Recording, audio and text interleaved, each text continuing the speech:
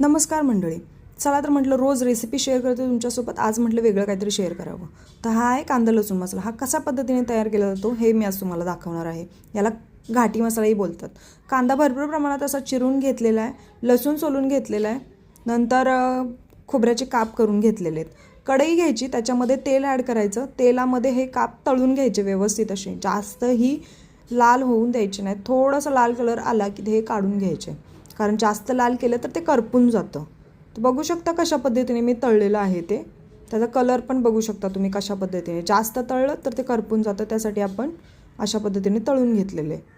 तर नंतर आपण जे राहिलेलं तेल होतं त्याच्यामध्ये आपण कांदा ॲड केलेला आहे. तो कांदा व्यवस्थित असा त्याच्यामध्ये परतून घ्यायचा. जर तुम्हाला तेल कमी वाटत असेल तर तुम्ही एक्स्ट्राचं तेल त्याच्यामध्ये टाकू शकता. मलाही याच्यामध्ये थोडं तेल कमी वाटत होतं म्हणून मी एक्स्ट्रावालं तेल थोडंसं ॲड केलेलं आहे.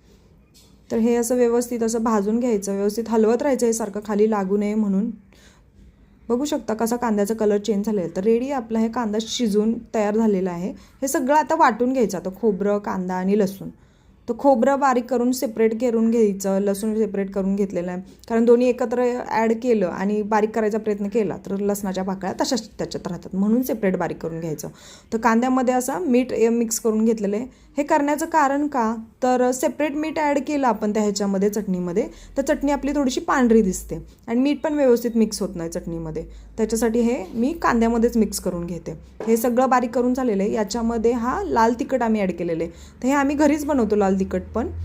तर याच्यामध्ये मिरची आणि सगळे गरम मसाले वगैरे ॲड केलेले असतात आणि हे असा कांदा लसूण मसाला आम्ही तयार करून घेतो. हे सगळ्या मसाला व्यवस्थित मिक्स करून घ्यायचा. गाठी दिसत असतील कुठं तर त्या फोडून घ्यायच्या व्यवस्थितपणे.